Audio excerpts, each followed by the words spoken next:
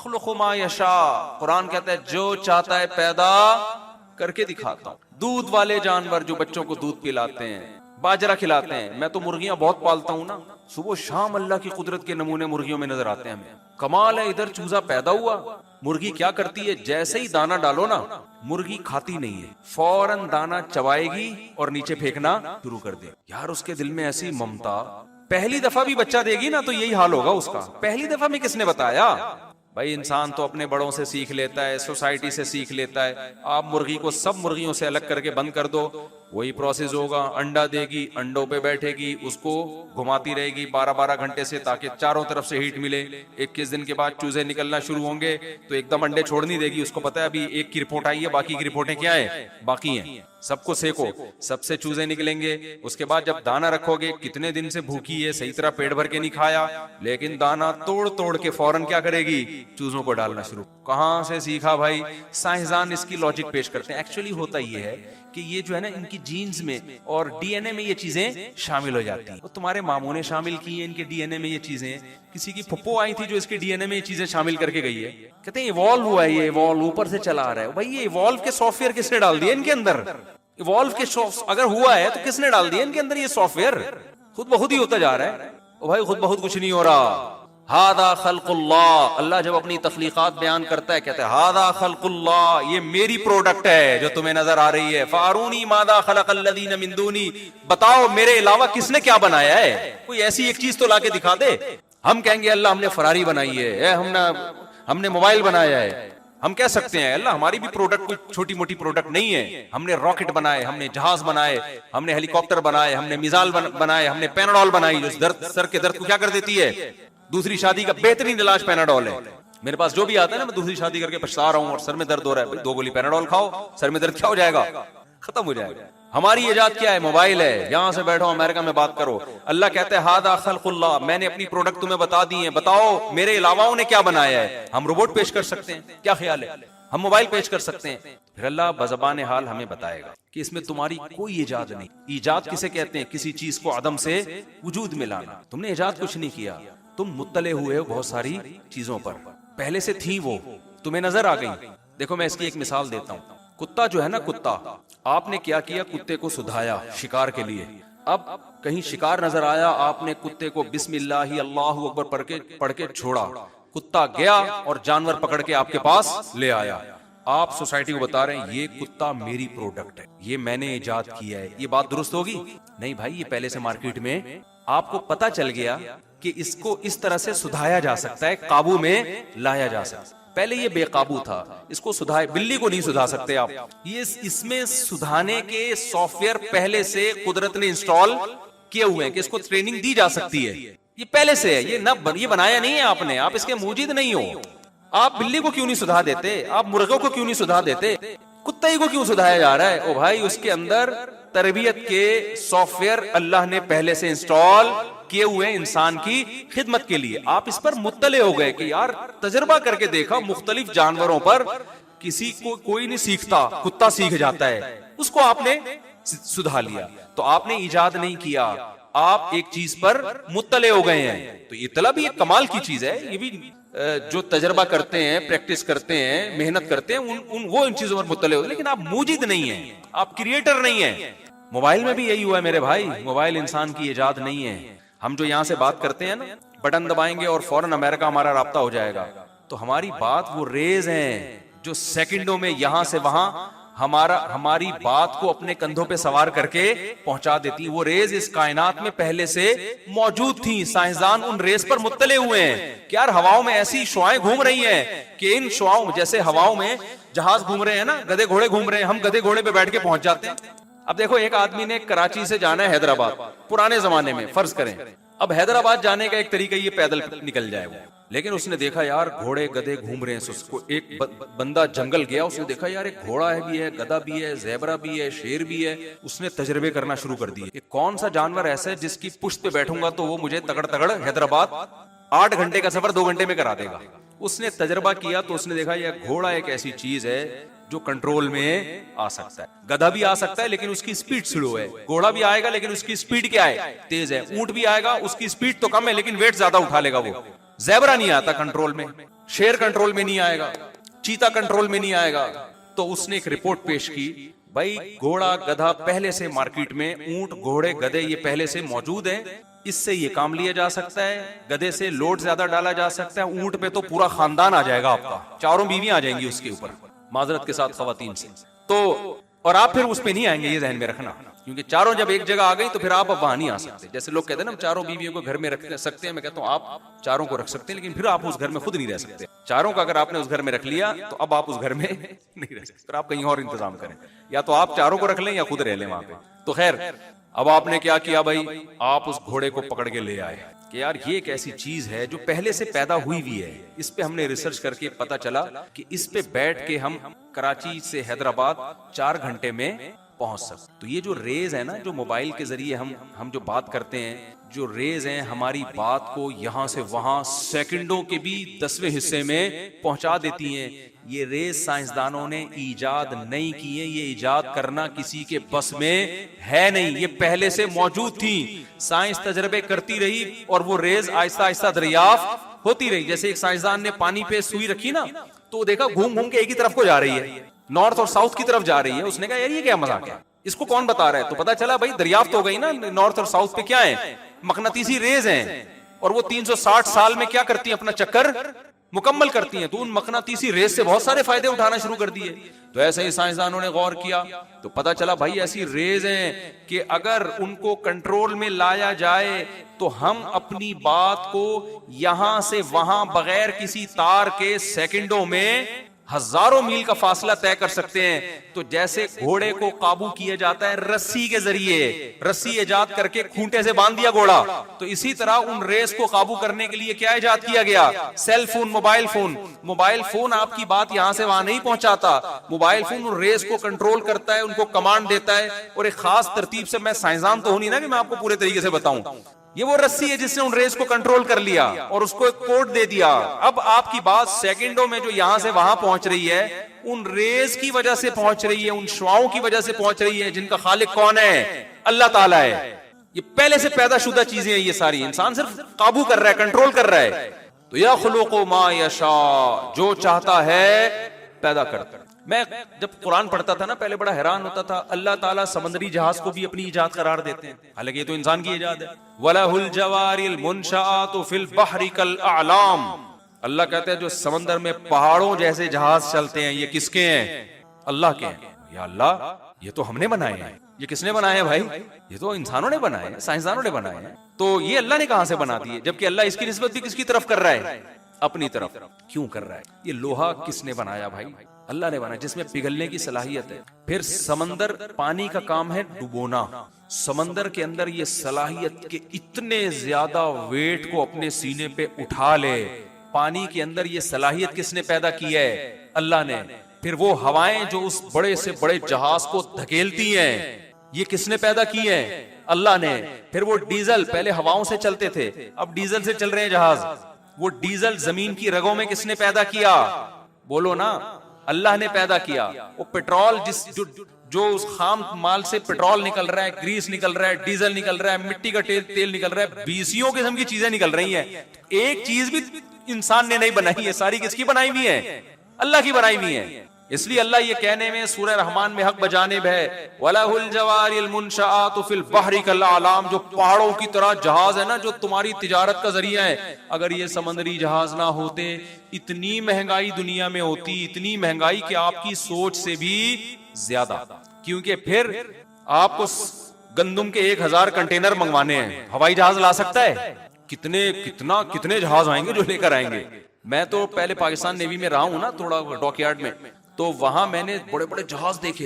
एक दफा एक चाइना से जहाज आया, हमारे लड़कों ने कहा बहुत बड़ा जहाज आया। मैं जाके देखा तो ये कंटेनर ऐसे लग रहे जैसे माचिस की डिबिया नहीं होती, जैसे बच्चों के खिलौने होते ना माचिस की डिबिया, इतने बड़ा कंटेनर, इतने बड़े बड़े कंटेनरों से जहाज भरा हुआ है। पता नहीं उसमें गंदुम थी, चावल था, या चरस आ रही थी, क्या आ रहा था, अल्लाह बेहतर जानता है, कोई भरोसा नहीं है चरस आ रही हो। एक दफा में, एक चक्कर में इतना माल उठा के जहाज वहां से یہاں لے آتا ہے. تبھی فرمایا وَسَخَّرَ لَكُمُ الْبَحْرَ, یہ سمندر اس نے کس کے لیے پیدا کیا؟ تمہارے لیے. اگر یہ سمندر نہ ہوتے خشکی پہ تجارت بہت مشکل ہو جاتی, کیونکہ خشکی پہ آپ کے وسائل, کیونکہ مشین کو دھکا دینا زیادہ مشکل ہے, اس میں انرجی زیادہ لگتی ہے. سمندر تو خود پھسلن پیدا کرتا ہے, تھوڑا سا کام آپ کریں گے, تھوڑا کون کرتا ہے؟ اب دیکھو یہاں کوئی بندہ کھڑا ہوا ہے, اس کو دھکا دو, ہلے گا اپنی جگہ سے. 6 آدمی مل کے دھکا دیں گے پھر ہلے گا. پانی میں تیر رہا ہے, تھوڑا سا یوں کریں گے ادھر ہو جائے گا. ایسا ہے نہیں, انرجی کم لگتی ہے پانی میں دھکا دینے کے لیے. تو تجارت تو ساری ہے ہی دھکے کا کھیل بھائی, یہاں سے وہاں. ٹرانسپورٹیشن کا جو کام ہے, ٹرانسپورٹ کا جو کام ہے, ٹرانسپورٹ کا مطلب کیا ہے؟ یہاں سے وہاں ٹرانسفر کرنا. اس میں وسائل کم لگ رہے ہیں. تبھی اللہ کہتا ہے میں نے تمہارے لیے سمندر مسخر کر دیا.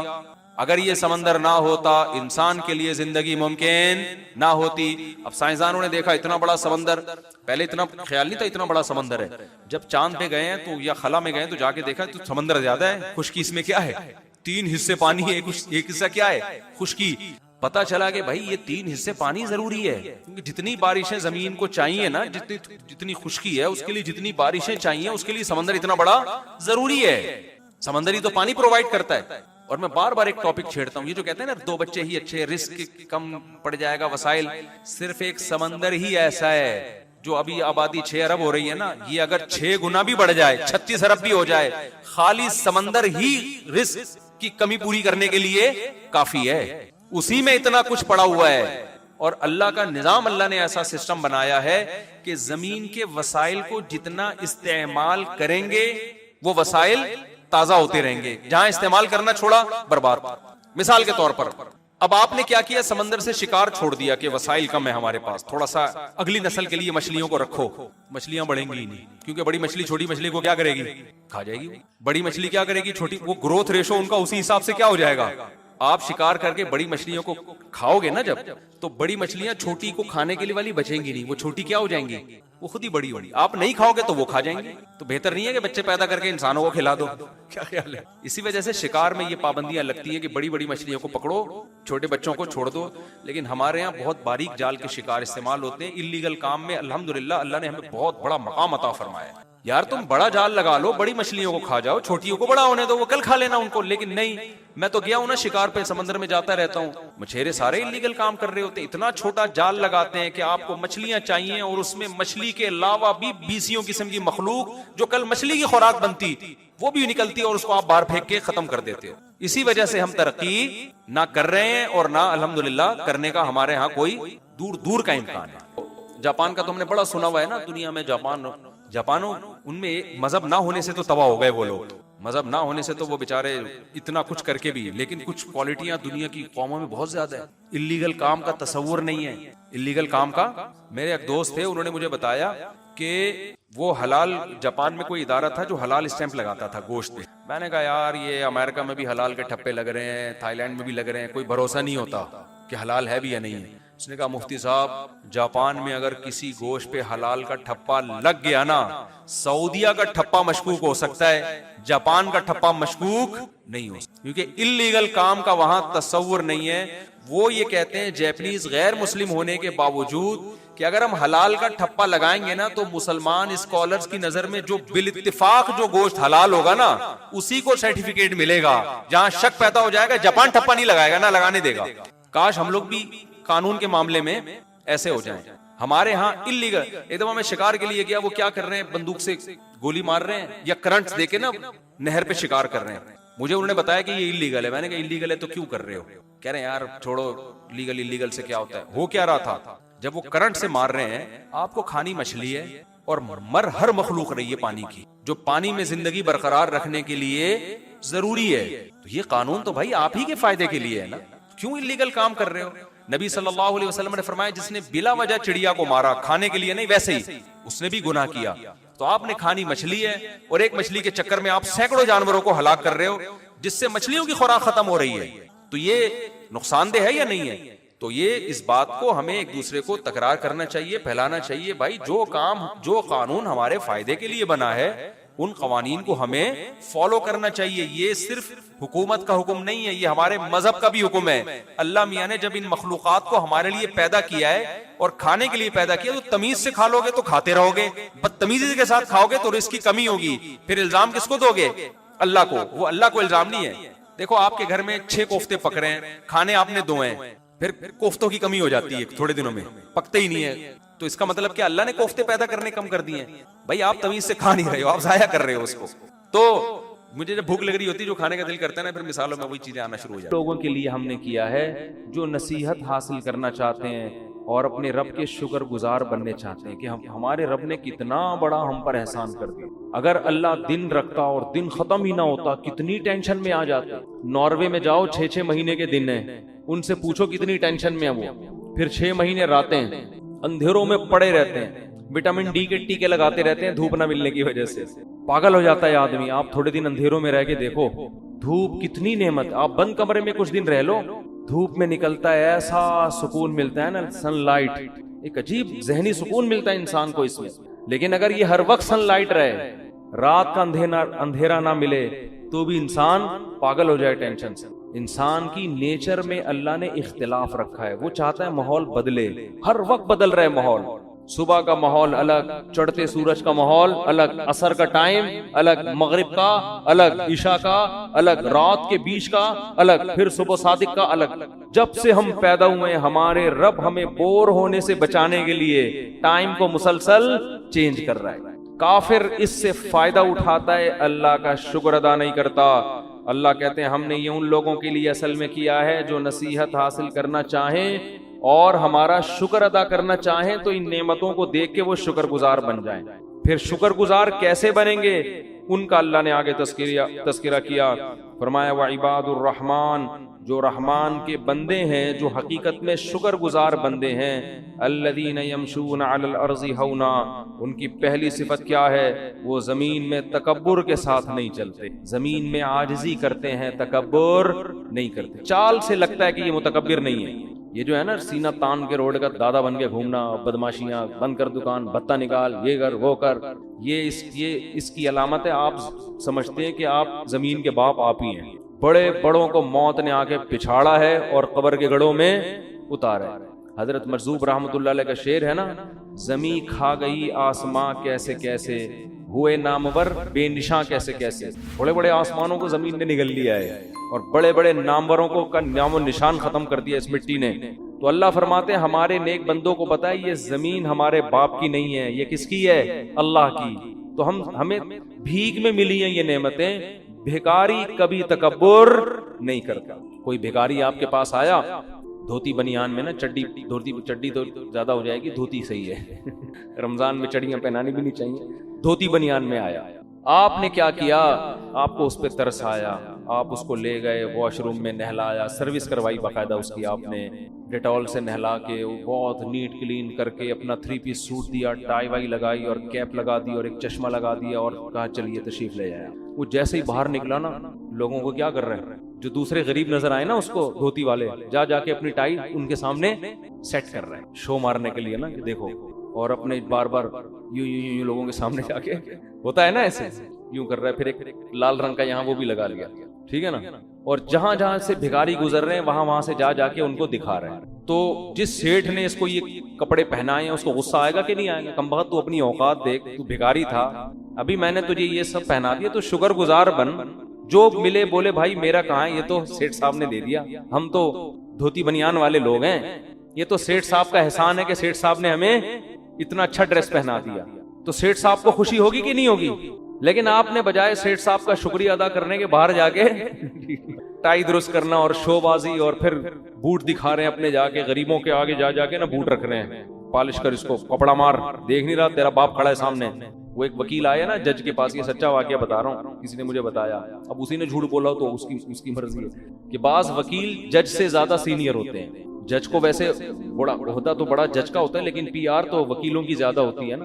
تو کسی نے مجھے بتایا کہ ایک وکیل جج کے پاس گیا, ادھر پاکستان میں, ہمارے یہاں کا سسٹم کیا ہے, تو جج نے پوچھا منشی سے کون آیا ہے, تو وکیل نے جا کے بولا اس کو بولو تمہارا باپ آیا ہے, اس کو بولو جج پہ بھرم ڈالنے کے لیے.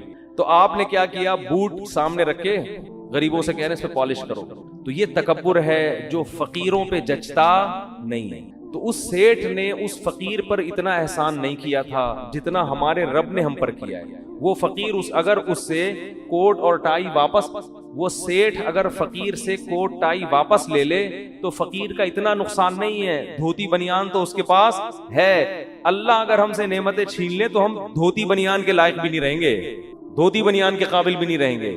تو اس لیے تکبر اللہ کو پسند نہیں ہے۔ کتنی دولت آ جائے، کتنا پیسہ آ جائے، بڑی بڑی گاڑیوں میں گھومو، کبھی کسی رکشے ٹیکسی والے کو، ریڑھی والے کو، ٹماٹر والے کو، موچی کو حقیر مت سمجھو، کیونکہ اس کا مطلب ہے کہ آپ سمجھتے ہو کہ یہ میرے باپ کا ہی ہے۔ تمہارے باپ تمہارا نہیں ہے، وہ اللہ نے تمہیں دیا ہے، تو اس کے پاس جو چیزیں وہ تمہاری کہاں سے ہو گئیں؟ بہت گندی۔ اور تکبر ہمیشہ احمق اور بے وقوف کرتا ہے، عقل مند کبھی تکبر نہیں کرتا۔ جو بے وقوف ہوتے ہیں نا وہ شو بازیاں کر رہے ہوتے ہیں۔ عقل مند آدمی کو پتا ہے ابے 2 منٹ لگتے ہیں انسان کی اوقات سامنے آنے میں، 2 منٹ لگتے ہیں، تو سب اللہ کا دی ہوئی بھیک ہے۔ تو اس اللہ نے فرمایا رحمان کے بندے وہ ہیں جو زمین پر اکڑ کے اور تکبر سے نہیں چلتے۔ ہاں یہ مطلب نہیں ہے کہ ایسے چلیں کہ لوگ سمجھے کہ چندہ دینا شروع کر دیں کہ یہ بیچارہ پتہ نہیں کوئی بھوک لگ رہی ہے اس کو، ایسے بھی مریل بیماروں کی طرح چلنا ٹھیک نہیں ہے۔ بس تکبر والی چال اللہ کو پسند نہیں، میدان جنگ میں پسند ہے۔ ایک صحابی نے میدان جنگ میں لال پٹی باندھی اور سینہ اکڑا کے تلوار ہاتھ میں لے کے کہہ رہے ہیں کوئی ہے میرے مقابلے میں آنے والا۔ اب یہ جملہ اللہ کو پسند ہے کیا؟ نارملی تو پسند نہیں ہے بھائی، اپنے بارے میں سب سے بڑا، لیکن جب میدان جنگ میں انہوں نے للکارا تو ہمارے نبی نے فرمایا اللہ کو یہ چال پسند نہیں ہے، مگر اس موقع پر اللہ کو یہ چال بہت پسند ہے۔ کیونکہ میدان جنگ میں اگر آپ عاجزی انکساری دکھائیں گے دشمن کے سامنے، آپ بولیں گے میں آپ کا خادم، آپ سے لڑنے کے لیے آیا ہوں، ہمت تو نہیں ہے، تو اب میدان جنگ میں اگر آپ تواضع کا مظاہرہ یا پھڈوں میں تواضع شروع کر دیں، لڑائی ہو رہی ہے آپ کی، کوئی ڈاکو پکڑایا آپ نے یا کوئی پھڈا ہو رہا ہے، کوئی پیسے چھین رہے ہیں، اب آپ اس سے کہہ رہے ہیں کہ بھائی میں تو عاجز اور خاکسار اور جو ہے وہ گھوم کا کنستر ہوں میں، ٹھیک ہے نا۔ بعض لوگ تواضع میں یہاں تک بھی پہنچتے ہیں، تو وہاں موقع نہیں ہے، وہاں تو یہی آستینیں چھڑا کے ابے تیری ایسی، وہ ایک الگ ٹاپک، وہ تکبر میں نہیں آتا، وہ ایک ضرورت ایجاد کی ماں ہے نا وقتی طور پر۔ نارملی عام حالات میں کسی کمزور پہ ظلم کرنا، اس پہ ڈینگیاں مارنا، میں یوں بہت خطرناک ہے۔ حدیث میں آتا ہے تکبر اللہ کی چادر ہے، جو اللہ سے اس چادر کو چھیننے کی کوشش کرے گا، حدیث کا مفہوم ہے اللہ اس کو رسوا کر دے گا۔ تکبر صرف اللہ پہ زیب دیتا ہے۔ تو اللہ نے پہلی علامت کیا بیان کی؟ تکبر نہیں کرتے۔ وَإِذَا خَاطَبَهُمُ الْجَاهِلُونَ قَالُوا سَلَامًا، جاہل لوگ جب ان سے بحث کرتے ہیں تو یہ سلامتی کی بات کرتے ہیں، بحث کو طول نہیں دیتے۔ کچھ لوگوں نے نام ماننا ہوتا ہی نہیں ہے، کچھ لوگوں کی عادت ہوتی ہے کہ انہوں نے ماننا ہی نہیں ہے، تو ایسے لوگوں سے ڈیبیٹ کر کے اپنی صلاحیتوں کو برباد نہیں کرنا چاہیے، اس سے آپ کا دل بھی خراب ہوتا ہے، نفرتیں پھیلتی ہیں۔ ایسے موقع پہ بھائی پتلی گلی سے نکلو، ایسے لوگوں پہ محنت کرو جن میں سمجھنے کی صلاحیت۔ ساری دنیا کبھی ٹھیک نہیں ہو سکتی، تو اللہ نے نیک لوگوں کی صفت بیان کی، وَالَّذِينَ يَبِيتُونَ لِرَبِّهِمْ سُجَّدًا وَقِيَامًا، فرمائیے وہ لوگ ہیں جو راتیں سجدہ اور قیام میں گزارتے ہیں، تہجد پڑھتے ہیں۔ یقولون ربنا اصرف عنا عذاب جہنم، یہ راتوں کو اٹھ کے دعائیں مانگتے ہیں کہ اللہ ہم سے جہنم کی آگ کو دور کر دے، ان عذابها کان غراما، بے شک اس کا عذاب بڑا چمٹ جانے والا ہے اور یہ بہت ہی برا ٹھکانہ ہے۔ اس کا بھی آج لوگ راتوں کو اٹھ کے دعائیں دنیا کی زیادہ مانگتے ہیں، آخرت کی کم۔ تو مسلمان کی دعائیں آخرت کی زیادہ ہونی چاہیے، جہنم کی آگ سے بچت ہو جائے، جنت مقدر ہو جائے۔ اذا انفقوا لم يسرفوا ولم يقتروا، فرمایا جب خرچ کرتے ہیں تو نہ تو اپنی آمدن سے زیادہ کرتے ہیں اور نہ بہت کنجوسی کا مظاہرہ کرتے ہیں، وَكَانَ بَيْنَ ذَلِكَ قَوَامًا، بیچ کی راہ اختیار کرتے ہیں۔ اتنا خرچ کرنا کہ کل دوسروں سے بھیک مانگنا شروع کر دو، اس کو اسلام میں اسراف کہا جاتا ہے، یہ بھی اللہ کو پسند نہیں ہے۔ اور ایسے کنجوس کے ہاتھ یہاں ہوں کہ جیب سے روکڑا ہی نہیں نکل رہا، نہ اپنی ذات پر خرچ کر رہا ہے، نہ گھر والوں پہ خرچ کر رہا ہے، نہ بچوں پہ خرچ کر رہا ہے، اچھی بلی تنخواہ ہے، بس وہ بحریہ ٹاؤن میں پلاٹ میں انویسٹ کرتا چلا جا رہا ہے کہ بچاؤ پیسہ بچاؤ۔ پلاٹ جو لوگ خریدتے ہیں نا وہ کون سا استعمال کے لیے، وہ بھی انویسٹمنٹ کہ پیسہ بچاؤ کل کام آئے گا، کل نہیں بھائی آج جو کام آ گیا وہ تو ہے، کل کا کیا بھروسہ زندہ رہو کہ نہیں رہو۔ جیسے مجھے لوگ کہتے ہیں کہ آپ چھوڑ دو، کیا اپنی دوسری شادی کیوں کی تھی نا جب میں دوسری کر رہا تھا، کہ زندگی کا کیا بھروسہ ہے؟ میں نے کہا بھروسہ نہیں اس لیے تو جلدی جلدی کر رہا ہوں، میں بھروسہ ہی تو نہیں ہے جب میں دوسری کر رہا تھا اس وقت کی بات۔ تو بھائی ہم چاہتے ہیں کہ ایک فضیلت کی موت مرے، کنوارے پن کی موت اللہ کو پسند نہیں ہے، تو اس کا مطلب شادیوں والی موت اللہ کو کیا ہے؟ بلکہ بعض لوگ تو شادی کی وجہ سے مرتے ہیں، مرے اس وجہ سے کہ وہ تو میرا خیال ہے شہادت کا درجہ ملے گا، بتائیں گے اللہ میں نے کی تھی اس وجہ سے مر گیا میں، تو ایسا ری ایکشن ہوتا ہے نا سامنے سے۔ خیر ایسے واقعات ہیں سچی مچی کے ہیں، دوسری شادی کی مری گئے، وہ یہ سچی بتا رہا ہوں، جھوٹ موٹ نہیں سمجھے اس کو آپ، سچی مچی میں مر گیا بندہ، پہلی میں بھی بہت مرے ہیں یہ بھی آپ سچی مچی کے واقعات ہیں۔ تو خیر تو خرچ کرے انسان، خرچ کرے آخرت کے لیے، کیا کرے؟ انویسٹ۔ یہ جو کہتے ہیں نا روپیہ بچاؤ کل کام آئے گا، او بھائی کل کا کوئی بھروسہ نہیں ہے، ابھی جوانی ہے، کھاؤ پیو، کھلاؤ بھی کھاؤ بھی، کل کا کیا پتا۔ اور اگر کل کام لانا ہے تو کل وہ جو واقعی کل ہے، جو فیوچر ہے، جو قبر کے بعد کی زندگی ہے، اس کے لیے بچا کے رکھو۔ امی عائشہ حضرت بریرہ تھی، حضرت عائشہ تھی رضی اللہ عنہ، نبی گھر میں آئے، فرمایا کھانے کو ہے، تو انہوں نے فرمایا کہ یا رسول اللہ کچھ گوشت آیا تھا، سری وری آئی تھی، میں نے صدقہ کر دیا، تھوڑا سا بچا ہے۔ فرمایا جو کر دیا نا صدقہ وہ بچ گیا ہے، یہ تو ختم ہو جائے گا، تو بچا ہوا تو وہ ہے، یہ تھوڑی بچا، یہ تو بھی ختم ہو جائے گا۔ تو ہم کہتے ہیں جو خرچ کر دیا وہ فنا ہو گیا، نہ جو اللہ کے لیے خرچ کر دیا اصل میں وہی بچایا، آپ کا مال صرف وہی ہے، باقی تو سب ختم فنش۔ اور جو کھا نہیں رہے وہ تو ویسے ہی کسی کے کام کا نہیں، وہ تو آپ کے ورثہ کے کام آئے گا، وہ بھی کم بختوں کے جب کام آئے گا جب کھائیں گے، ورنہ وہ اپنی اولاد کا سوچ کے بچانے لگے تو ان کے کام بھی نہیں آئے گا، پھر ان کی اولاد بھی یہ سوچ کے نہیں کھائے گی کہ ہماری اولاد کا، تو قیامت تک جو آخری انسان ہوگا نا وہ اس چکر میں شاید کھا لے کہ میں آخری آدمی آیا ہوں اب میں تو کھا لوں، لیکن وہ بھی نہیں کھائے گا کیونکہ اس کو تھوڑی پتا ہوگا کہ میں لاسٹ میں پیدا ہوا ہوں، اس کو قیامت تو اچانک آئے گی نا، وہ بھی کم بخت نہیں کھائے گا اس چکر میں کہ میں اپنے بچوں کو کھلاؤں، تو خود پتہ نہیں کب کھائے گا، کون کھائے گا۔ بچے 2 ہاتھ 2 ٹانگیں لے کے پیدا ہوئے ہیں، ان کو بھی خود کچھ کرنے دو اپنے ہاتھوں سے، اتنا زیادہ ٹینشن بچوں کی نہ لو۔ خیر اللہ نے فرمایا ہمارے نیک لوگ نہ کنجوس ہوتے ہیں اور نہ حد سے تجاوز کرتے ہیں۔ والذین لا يدعون مع اللہ الہا آخر، بڑا مزہ آتا ہے یہ آیت پڑھنے میں، فرمایا ہمارے نیک بندے اللہ کے ساتھ کسی اور کو نہیں پکارتے۔ اسلام کا جو حسن ہے نا سب سے زیادہ وہ توحید میں ہے، ایک بس ایک، یہ نہیں کہا کہ اللہ کے سوا کسی کو نہیں پکارتے، نا نا نا نا، لا یدعون نہیں پکارتے، مع اللہ اللہ کے ساتھ کسی اور کو۔ ہم دعاؤں میں صرف کس کو پکارتے ہیں؟ اللہ کو، اسی کا اللہ کو واسطہ دیتے ہیں کہ اللہ ہم نے تو یہ ہاتھ آج تک کسی کے سامنے نہیں اٹھایا، کوئی گناہ ہو جائے یہی واسطہ دے کے توبہ کرو، اللہ کسی اور کے در پہ نہیں جا رہا، تو یہ اللہ کو بہت پسند ہے یہ عادت۔ ولا یقتلون النفس التي حرم اللہ، جس نفس کے قتل کو اللہ نے حرام کر دیا، جس انسانی جان کے قتل کو، اس انسانی جان کو یہ قتل نہیں کرتے، یعنی ناحق قتل نہیں کرتے۔ ولا یزنون، فرمایا اور زنا نہیں کرتے۔ ومن یفعل ذلک یلقى اثاما، جو بھی یہ کام کرے گا قتل نفس یا زنا، جو بھی یہ کام کرے گا یلقى اثاما، وہ بہت بڑے گناہ سے ملے گا، اپنے سر پہ قیامت کا دن بہت بڑا بوجھ لے کے آئے گا۔ یضاعف له العذاب، اس کو بہت سخت عذاب دیا جائے گا قیامت کے دن، اور اس میں ذلیل ہو کر پڑا رہے گا۔ الا من تابا، ہاں جو موت سے پہلے توبہ کر لے۔ کیسی خوشخبری دی، کیسی امید دلائی، پہلے اللہ نے اتنے بڑے عذاب کی دھمکی دی، جو زنا یا قتل کر لے بہت سخت عذاب ہے، فرمایا الا من تابا، ہاں جو توبہ کر لے، آمنا غیر مسلم ہے تو ایمان لے آئے، وعمل صالحا آئندہ کے لیے اپنی زندگی درست کر لے، فاولئک یبدل اللہ سیئاتہم حسنات، ان کی برائیوں کو اللہ نیکیوں سے تبدیل کر دے گا، وکان اللہ غفورا رحیما۔ سوال پیدا ہوتا ہے اللہ تو نے اتنا بڑا آپشن کیوں دے دیا، اتنا بڑا اس نے جرم کیا تھا، توبہ کا دروازہ تو نے کیوں کھول دیا بھائی، اب وہ معذرت کر رہا ہے، رو رہا ہے تیرے سامنے، تو کیوں معاف کر رہا ہے، جرم پہ کچھ تو سزا ملنی چاہیے۔ اس کا جواب دیا من تاب وعمل صالحا، جو توبہ کرتا ہے اور نیک عمل اختیار کرتا ہے، فإنہ یتوب الی اللہ متابا، اس نے اللہ کی طرف توبہ کی، اللہ کا در کھٹکھٹایا ہے، تو تم اس کے جرم کو تو دیکھ رہے ہو، یہ نہیں دیکھ رہے کہ توبہ کے لیے آ کس کے دروازے پہ آئے، تو اللہ سے کیسے تم، ابھی اللہ تمہیں ترغیب دے رہا ہے سخاوت کی ہے بھائی پچھلی آیتوں میں، تو تم اللہ سے یہ کیسے امید لگا کے بیٹھ گئے کہ وہ سخاوت نہیں کرے گا، تو اللہ فرماتے ہیں وہ اللہ کا در کھٹکھٹا رہا ہے۔ تو جیسے اللہ کا غضب بہت سخت ہے، اللہ کی رحمت بھی بہت زیادہ ہے، تو جو اللہ کا در کھٹکھٹائے، کوئی سیٹ کے گھر پہ کوئی بھکاری آئے اور سیٹ اس بھکاری کو نہ دے، لوگ اس سیٹ کی طرف انگلیاں اٹھائیں گے بڑا کنجوس ہے، تو میرے در پہ آ کے معافی مانگ رہا ہے، سوری کر رہا ہے، اور میں اس کو معاف نہ کروں، یہ کیسے ہو سکتا ہے؟ تو اللہ نے یہ پوری تفصیل نہیں بتائی، اللہ نے تو صرف اشارہ دیا یتوب الی اللہ متابا، رے وہ اللہ کے در پہ آ رہا ہے تم، اور تم اشکال کر رہے ہو کہ کیسے معاف ہوگا بھائی، تو وہ کوئی کسی عام آدمی کے گھر پہ تھوڑی گیا ہے، انسانوں کے ظرف چھوٹے ہوتے ہیں، اللہ کا ظرف بہت بڑا ہے، تو جیسے اس کی سزا بہت بڑی ہے، معاف کرنے کا اس کی جو رحمت ہے اور اس کا جو ظرف ہے معاف کرنے والا وہ بھی کیا ہے، لامحدود ہے۔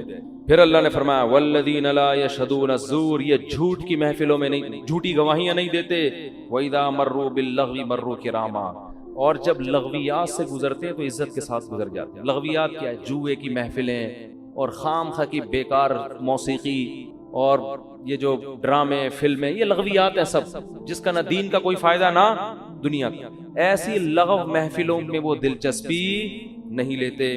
والذین اذا ذکروا بآیات ربہم، جب ان کو رب کی آیات تلاوت کی جاتی ہیں تو اندھے بہرے ہو کے نہیں گزرتے، اسے سنتے ہیں کہ ہمارا رب ہم سے کیا کہہ رہا ہے۔ والذین یقولون ربنا، آخری علامت، یہ وہ لوگ ہیں جو یہ دعا مانگتے ہیں ربنا ھب لنا من ازواجنا وذریاتنا قرۃ اعین، اے اللہ ہمیں ہماری بیویوں اور اولاد کی طرف سے آنکھوں کی ٹھنڈک عطا فرما، وجعلنا للمتقین اماما، اور ہمیں پرہیزگار لوگوں کا امام بنا۔ اس آیت کا کیا مطلب ہے؟ پرہیزگار کا امام کا مطلب یہ نہیں کہ اگلے الیکشن میں میں ہی جیت جاؤں تاکہ میں ان سب لوگوں کا امام بن جاؤں، مطلب یہ ہے کہ ہر شخص کسی نہ کسی کا امام، مقتدا اور لیڈر ہوتا ہے۔ مرد اپنے گھر میں سربراہ ہوتا ہے، وہ لیڈر ہے، وہ سربراہ ہے بیوی اور بچوں کا۔ عورت سربراہ کس کی ہوتی ہے؟ اپنے بچوں کی۔ تو اے اللہ، الرحمن علم القرآن، الرحمن یہ مبتدا ہے، علم القرآن، خلق الانسان پیدا کیا، علمہ، اور انسان کو سکھایا بات کو، بانا یرونتن کا معنی جدا ہو، طلاق بائن، طلاق جس رشتہ ختم ہو جائے، ایک طلاق رجم، حق اور باطل جدا جدا ہوتے ہیں، مبین بیان کرنے والا، بیان اسی ظاہر واضح کر سکتے۔ الشمس والقمر بحسبان، سورج اور چاند حسبان حساب کے ساتھ، حسبان حساب کے اندازے کے ساتھ، تکا نہیں اٹھائے جہاں جو چاند اس حساب کے ساتھ کیلکولیشن ہے، اس کیلکولیشن کے حساب سے۔ والشجر، نجم کہتے ہیں بیلوں کو جو بغیر تنے کے، اور شجر کہتے ہیں جو تنے والے ہو، تو بیلیں اور جو تنے والے پودے یا درخت ہیں، یسجدان، دونوں سجدہ کرتے۔ سجدے کا مطلب کیا ہے میں بتا لوں، والسماء رفعها، اور آسمان، رفعها اللہ نے آسمان کو بلند کر، ووضع الميزان، اور رکھ دیا اس نے ترازو، کوئی بھی ناپنے کا پیمانہ ہو، میزان کا میں آلہ، وزن یوزی پڑھا جاتا ہے، وزن یلو، وزن کرنا، میزان یہ تولنے کو بھی کہتے ہیں اور تولنے کے آلے کو۔ آلے کا مطلب کیا ہے؟ مفعال کے وزن پر میں نے بتایا تھا نا جب گرامر میں تھا، میزان فعال کا وزن، تولنے کا آلہ، چیز جو پیمانہ ہو، صحیح اور غلط میں فرق کرنے کا، چیزوں کا کس کے اندر۔ اللہ تطغوا فی المیزان، اللہ اصل میں تھا ان اللہ، تو ان مصدریہ ہے، لئلا تطغوا فی، مصدریہ نہیں، لئلا یہاں لام، یعنی ہم نے میزان کو اس لیے رکھ دیا تاکہ لا تطغوا، کہ تم سرکشی مت کرو، میزان چیز کو ناپنے میں، تولنے میں، حد سے تجاوز کرو، صحیح اچھا، وضع المیزان، ہاں، وَأَقِیمُوا الْوَزْنَ بِالْقِسْطِ، اور سیدھا کرو وزن کو انصاف کے ساتھ، قسط انصاف کو، یعنی سیدھا کرو وزن کو انصاف کے ساتھ، وَلَا تُخْسِرُوا الْمِيزَانَ، اور تولنے میں خسارہ مت کرو، کمی مت کرو، اخسار خسارے سے نکلا ہے نا، ان میں بھی الگ۔ وَالْأَرْضَ وَضَعَهَا، اور زمین کو رکھ دیا اس نے، لِلْأَنَامِ، مخلوق، انام فیہا فاکہہ، پھل ہیں، والنخل، اور کھجورے ہیں، کھجور کے درخت کو نخل کہا جاتا ہے، ذات الاکمام، چھلکوں والے، کم غلاف کو کہتے ہیں، غلاف اصل میں آستین کو کہتے ہیں، اور اکمام اس جماعت، اکمام سے یہاں مراد ہے پھلوں کے غلاف ہوتے ہیں، ان کو کہا، کھجور کے اوپر تو چھلکا ہی ہوتا ہے شاید، اسی پر اس کا اطلاق۔ والحب ذو العصف، اور دانے یعنی غلہ، دانے سے مراد گندم، جو، اس طرح کے اناج کو حب کہا جاتا ہے۔ قرآن میں فالق الحب والنوا، نوا گٹلی کو کہتے ہیں، اللہ تعالیٰ دانے پھاڑنے والا ہے، حب کا مطلب ہر دانے کو نہیں کہا جاتا، حب وہ کھانے والے ہم ترکاریاں غلہ کہتے ہیں۔ والحب ذو العصف، اور اس نے غلہ پیدا کیا، ذو العصف چھلکوں والا، عصف پتے کو بھی کہتے ہیں جو باریک غلاف ہوتا ہے ترکاریوں سے، گندم اور جو کے اوپر چھلکا ہوتا ہے، چھلکوں والے غلوں کو پیدا کیا اس نے۔ والریحان، ریحان کا معنی بھی ہے اور مطلق رزق کو بھی، کھانے کی ہو، باقی اس کی طرف انسان کی طبیعت مائل ہو تو بھی ریحان کا، اس کے دو ترجمے، دانے چھلکوں والے، والریحان، اور بقیہ کھانے کی، اور ایک ترجمہ کیا گیا خوشبو سے بھی، قرآن میں کے معنی میں فروح وریحان وجنۃ الواقع فبأی آلاء ربکما، تو ریحان سے مراد کوئی مقصود نہیں ہے، ریحان کا مطلب خوشبودار پودے، ربی بس اے جنات، اور ماں کا مطلب اپنے رب کی کون کون سی یکذبن، جن اور انسان دو خطاب تثنیہ کا صیغہ لایا تکذب، اپنے رب کی کون کون سی، خلق الانسان، پیدا کیا اس انسان، صلصال، صلصال کہتے ہیں کھنکھناتی، الفخار جو پکی ہوئی، اس کو آگ میں پکایا، چونکہ آگ میں پکائی بھی نہیں اس لیے کل فخار کہا، یعنی کاف تشبیہ، آگ میں پکائی ہوئی طرح سلسال تھی۔ کھنکھناتی کا مطلب کیا کہ بجنے والی ہے، اس کو دوسری مٹی پہ مارا جائے تو آواز آتی ہے، جو پکی مٹی ہوتی ہے نا آگ پہ پکی ہوئی جیسے ہی تو بہت زور سے آواز مارتی، تو یہ آگ پہ پکی ہوئی نہیں تھی، آگ پہ پکی کی طرح مٹی، اور سلسال اگر اس کو مارا جائے تو اسے آواز آتی، سخت ہو جاتی ہے تو اس کو آپ مارے تو وہ آواز آتی۔ خلق الانسان من صلصال کالفخار، اس نے پیدا کیا انسان کو کھنکھناتی جو فخار کی طرح تھی۔ فخار کا اردو میں کیا ترجمہ ہوگا، یہ پکی ہوئی سے ہم کر سکتے ہیں۔ وَخَلَقَ الْجَانَّ مِن مَارِجٍ مِّن نَارٍ، اور پیدا کیا اس نے جنات کو، جان جنات سے، مِن مَارِجٍ مِّن نَار، مارج کہتے ہیں شعلے کو، دھواں نہ ہو، جب آگ جلتی ہے نا تو بہت صاف ستھری جب آگ ہوتی ہے، ہم گیس کا چولہا جب جلاتے ہیں تو کیسی پیور آگ نکل رہی ہوتی ہے، اس میں گیس لکڑیاں جب ہم جلاتے ہیں دھواں بہت زیادہ ہوتا ہے، جو صاف ستھری آگ ہوتی ہے جس میں دھواں نہیں ہوتا، یہ مراد ہے مارج، اس شعلے کو کہتے ہیں مارجن۔ اور جنات کو پیدا کیا اس نے آگ، من نارن، آگ کے، مارجن شعلے سے، وہ صاف ستھرا شعلہ۔ فَبِأَيِّ آلَاءِ رَبِّكُمَا، بس اپنے رب کی کون کون سی نعمتوں، رب المشرقین، دو مشرقوں کا مالک ہے، ورب المغربین، اور دو مغربوں کا مالک، بِأَيِّ آلَاءِ رَبِّكُمَا تُكَذِّبَانِ، بس تو کی کون کون سی لاؤ گے، مرج البحر، دو دریا چلا دیے، بحر سمندر کو بھی کہتے ہیں، پانی کو بھی کہتے ہیں، دریاؤں کو بھی پر بھی اطلاق ہوتی ہے، یہاں مراد ہے دو پانی، سمندر میں ہو جائے، مرج البحرین، دو دریاؤں کو ملا دیا اس نے، مرجا یمرجو کا معنی ہوتا ہے، شاید یہ انگلش کا لفظ مرج سے نکلا ہوا، اللہ مرج البحرین، دو دریاؤں کو چلا دیا اس نے، یلتقیان، التقا یلتقی استعال سے ہے، یا یلقا لقاء، التقا کا معنی جب آپ ایک، تو یلتقیانی تسنیہ کا صیغہ کہ دونوں ملے ہوئے ہیں، بینہما برزخ، ان دونوں کے درمیان ایک پردہ ہے، لا یبغیان، بغا یبغی کا معنی سرکشی، یہ دونوں دریا سرکشی نہیں کرتے، دونوں پانی سرکشی نہیں کرتے، دوسرے میں گھستے نہیں، اپنے اپنے ٹریک پہ چلتے ہیں۔ ابھی ای آلائکما تسأجن، تم اپنے رب کی کون کون سی جھٹلاؤ گے، یخرج منہما، ان دونوں دریاؤں سے یا ان دونوں پانیوں سے نکلتا ہے، اللؤلؤ، موتی، والمرجان، اور مرجان اس پتھر ہے، فبأي آلاء ربی، اور تم اپنے کون کون سی نعمتوں کو، وَلَهُ الْجَوَارِ، جواری اصل میں تھا جواری، یا تھا اس کو حذف کر دیا تو جوار، تو جاریتن اصل میں تھا جوارن، یا کو حذف کیا جاتا ہے نا، جاریتن کی جمع آتی ہے جوارن، ہوتی ہے اصل میں جواریون، یرمی والا قانون لگا، جواری التقاء ساکنین، پھر جب الف لام آیا تو تنوین تو الجو جو صرف زیادہ اچھی طرح سے پڑھے ہوئے، تو خلاصہ یہ کہ جاریتن کی جمع، جاریہ کشتی کو پانی میں چلنے والی جمع جوار، وَلَهُ الْجَوَارِ، اسی کے لیے ہیں یہ کیاں، المنشآت، اٹھی ہوئی، انشاء انشان کا معنی اٹھانا، پیدا کرنے کے معنی میں بھی آتا ہے، اٹھانے کے معنی میں بھی آتا ہے، کسی چیز کو آپ بلند کریں تو المنشا، چیز کو اٹھایا جائے، المنشأتن، اٹھائی جانے والی چیز، اور اس کی جمع آتی ہے المنشآت، جو اٹھے ہوئے ہوتے ہیں، بہت، کیونکہ بہت ساری ہوتی ہیں کشتیاں تو اٹھائی ہوئی ہوتی ہیں، فی البحر، سمندروں میں، کل اعلام، علم پہاڑ کو بھی کہتے ہیں، جمع عالم، پہاڑوں کی طرح، مراد سمندری جہاز ہے، یعنی اسی اللہ کے لیے ہے یہ سمندر میں اونچے اونچے پہاڑوں جیسے جہاز۔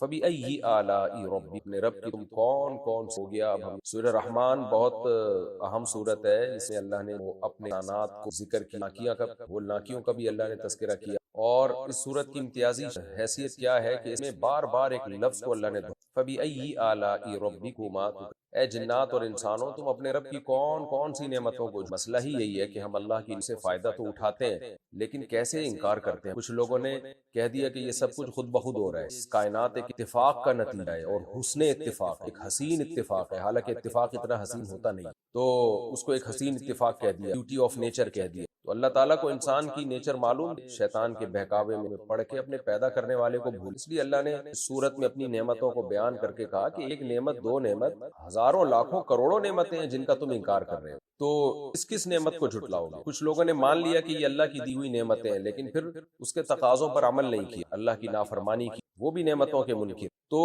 مسئلہ ہی یہی ہے کہ ہم نے اس کائنات کے بننے کے پروسیس کو اور اس میں جو انسان کو کروڑہا نعمتیں ملی ہوئی ہیں، ان تمام نعمتوں کو حسن اتفاق کیا دیا۔ آج میں ویڈیو دیکھتا ہوں نا، جو سائنسی ویڈیو، ہر سائنٹسٹ ایک ہی بات کر رہا ہوتا ہے، کروڑوں سال میں ایوالو ہو کے ایسا ہوا، یہ خربوزہ کروڑوں سال میں ایوالو ہو کے ایسا بنا۔ ہم جو خشکی پہ آئے ہیں تو اصل میں پانی میں تھے، تو پانی سے باہر جھانک جھانک کے دیکھا کرتے تھے، تو باہر کے انوائرمنٹ سے ہم متاثر ہونا شروع ہو گئے اور ہماری باڈی نے اپنے آپ کو خشکی کے حساب سے ڈھالنا شروع کیا، لہٰذا ایوالو ہو کے ہم باہر آ گئے۔ تو کبھی مچھلیوں کو دیکھا آپ نے باہر آ کے اچھل اچھل کے وہ ایوالو ہونے کی کوشش کر رہی ہوں؟ خیر میں اس بحث میں ابھی نہیں جاتا۔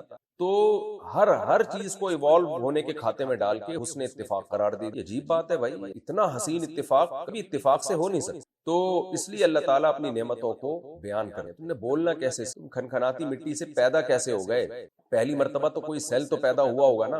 اگر آپ آدم علیہ السلام کے مٹی سے پیدا ہونے کو نہیں مانتے تو کوئی چیز تو مٹی سے اور پانی سے پیدا ہوئی ہوگی نا پہلی مرتبہ، وہ کیسے پیدا ہو گئی؟ بیسیوں نہیں کروڑوں اعتراضات ہوتے ہیں اس خدا کے انکار پر اور خدا کی نعمت۔ اس لیے اللہ نے اس صورت میں تو بار بار ایک لفظ کو دہرایا، اس نعمت کو نہیں، اس نعمت کو نہیں، کس جھٹلاؤ گے؟ اور شروع صورت کی اللہ کے اس نام سے جو اللہ کو سب سے زیادہ محبوب ہے، الرحمن۔ کیونکہ کافر جب خدا کا انکار کرتا ہے، ایتھیسٹ جب خدا کا انکار کرتا ہے تو اصل میں وہ اللہ کی رحمتوں کا انکار کر رہا ہوتا ہے، نعمتوں کا انکار کر رہا ہوتا ہے۔ تو اللہ نے کہا کہ اللہ کو اللہ کے نام رحمان سے پہچانو، کہ اس نے اتنی نعمتیں دی ہیں کہ صرف اس کا وجود ثابت نہیں ہوتا، اس کا رحمان ہونا بھی ثابت ہوتا ہے ان نعمتوں سے۔ اس لیے اللہ نے اس سورت کو شروع کیا الرحمن۔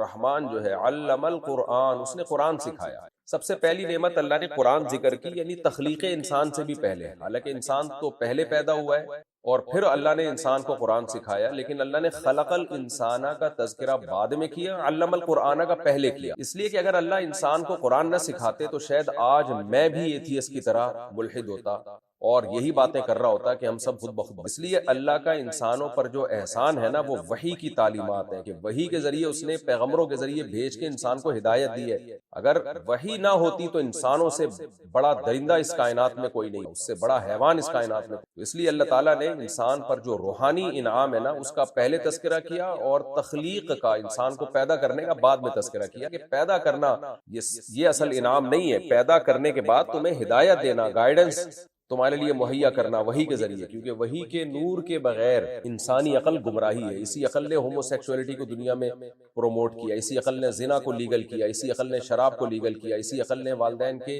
اولڈ ہاؤس میں جمع کرانے کو لیگل کیا۔ تو خالی عقل سے آپ فیصلے کرنا شروع کر دیں تو ہو سکتا ہے کچھ وقت میں بہن سے شادی کو بھی یہ لوگ الاؤ کر دیں اور مقدس رشتوں کی بھی دھجیاں اڑا دیں یہ لوگ۔ اس لیے اللہ نے فرمایا کہ الرحمن، رحمان نے علم القرآن، قرآن سکھایا ہے۔ تو قرآن تو ہے، لیکن قرآن سے پہلے جو قومیں گزری ہیں تو ان کو تورات سکھائی، ان کو انجیل سکھائی، آدم علیہ السلام کی وحی اور ابراہیم علیہ السلام کے صحیفے سکھائے۔ چونکہ یہ قرآن اس امت پہ نازل ہو رہا ہے، اس لیے اللہ نے قرآن کا خلق الانسان، انسان کو پیدا کیا، ایک مادی نعمت، علمہ البیان، اور انسان کو بولنا سکھا۔ دنیا میں کوئی مخلوق اس طرح سے اپنی بات کو ایکسپلین کر کے اسے تک نہیں پہنچاتی جیسے انسان پہنچا دیا۔ یہ بھی اللہ کی ایک نعمت ہے، اس کے اندر یہ صلاحیت رکھی۔ جانور مخصوص آوازوں سے ایک مخصوص پیغام دیتے ہیں، اس کے علاوہ کچھ۔ تو اللہ نے انسان کو قرآن سکھایا بھی اور بولنا بھی سکھایا، جس سے وہ اپنی بات دوسروں تک پہنچا دے۔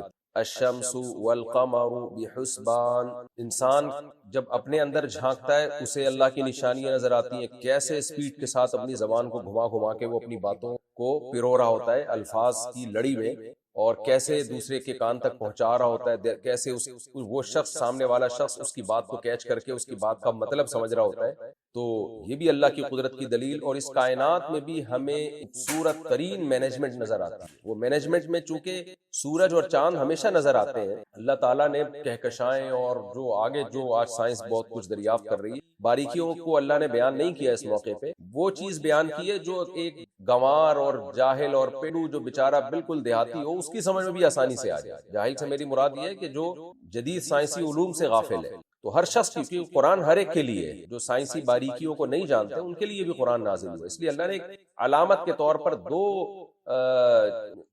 یعنی اجسام کا ذکر کیا، الشمس والقمر بحسبان، فرمایا سورج اور چاند ایک حساب سے۔ کیسے ہو سکتا ہے اتنی صورت مینج، سورج اور چاند کی ایک مخصوص دائرے میں چلتے چلے جا رہے ہیں اربوں خربوں سال سے اپنے ٹریک سے دائیں بائیں ذرا بھی نہیں ہٹتے، تو یہ خود بخود نہیں ہو سکتا۔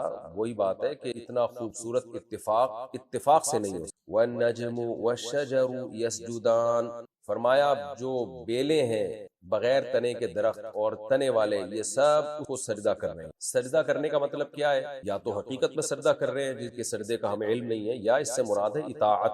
جس فطرت اور نیچر کے راستے پر اللہ نے ان کو ڈال دیا وہ اس راستے پہ چل۔ بیل کو آپ دیکھیں نا، بیل کا کام ہوتا ہے اوپر جانا، کیسے وہ تھوڑی سی رسی تلاش کر رہی ہوتی، اور جہاں کوئی رسی اس کو ملی یا تنا ملا تو ایسے لپٹ لپٹ کے اوپر جاتی ہے جیسے یہ جو K2 اور ماؤنٹ ایوریسٹ کی پہاڑیوں پہ چڑھنے والے نہیں اوپر جا رہے ہوتے، تو اس طرح سے یہ اوپر جانا شروع کر دیتے۔ تو یسجدان یعنی وہ دونوں اپنے کاموں میں لگے ہوئے ہیں۔ درخت بھی ایک خاص ٹائم تک بڑھے گا، پھر پھول نکلیں گے، پھر پھل پیدا ہوں گے، تو ایک خاص ٹریک پہ اللہ نے ان سب کو چلا دیا اور وہ گردن جھکا کے چلے جا رہے ہیں۔ وَالسَّمَاءَ رَفَعَهَا وَوَضَعَ الْمِيزَانَ، اور آسمان کو اس سے بلند کیا، وَوَضَعَ الْمِيزَانَ، اور ترازو رکھ دیا۔ وضع کہتے ہیں کوئی بھی چیز رکھنا، ایجاد کرنا، جیسے ہم کہتے ہیں واضح لغت نے یہ لفظ وضع کیا، لغت نے یہ لفظ ایجاد کیا، ایجاد کے معنی میں بہت سارے معنی میں اس نے ترازو رکھ دیا، یعنی پیدا کیا ترازو۔ ترازو سے یہاں مراد جو حق اور باطل کو ناپنے کا پیمانہ ہو، صحیح اور غلط کو ناپنے کا پیمانہ ہو، ہر طرح کے پیمانے کو، معیار کو میزان کہا جاتا ہے۔ کوئی بھی چیز جس کے ذریعے انصاف ہو سکے،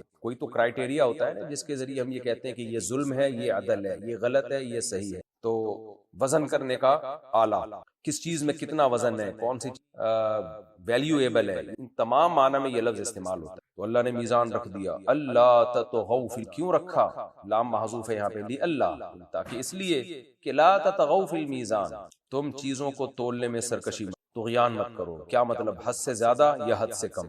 اس میں یہ عام ترازو بھی داخل ہے کہ آپ لوگوں سے چینی پیسے لیتے ہوئے ڈنڈی مارتے ہیں اس میں، یا پیسے لیتے ہوئے پورے پیسے وصول کرتے ہیں، جب ان کو کوئی چیز تول کے دیتے ہیں تو اس میں ڈنڈی مارتے ہیں۔ حالانکہ اللہ نے ترازو اس لیے بنایا ہے کہ جب دینے والے کو اس کا، یعنی لینے والے کو اس کا حق دیا جائے تو وہ حق بھی پورا تول کے دیا جائے۔ ترازو اسی لیے تو تھا، آپ نے ترازو میں باٹ چینج کر دی، اس میں گڑبڑ کر دیا۔ یہی مضمون قرآن میں دوسرے مقام پر ہے نا، وَيْلٌ لِّلْمُطَفِّفِينَ الَّذِينَ إِذَا اكْتَالُوا عَلَى النَّاسِ يَسْتَوْفُونَ، تباہی ہے ان لوگوں کے لیے جو ناپ تول میں کمی کرتے ہیں، جب اپنا حق لینے کی باری آتی ہے پورا حق لیتے ہیں، جب دینے کی باری آتی ہے ڈنڈی مارتے ہیں۔ تو کہیں بھی ایگریمنٹ جب آپ کا ہوتا ہے، آپ سامنے والا شخص اپنے حصے کا کام پورا کر دیتا ہے لیکن آپ اس کو پورا حق نہیں دیتے۔ سرکاری اداروں میں آپ دیکھ لیں، وہاں بھی اللہ تطغوا فی المیزان کے حکم کی دھجیاں اڑائی جاتی ہیں۔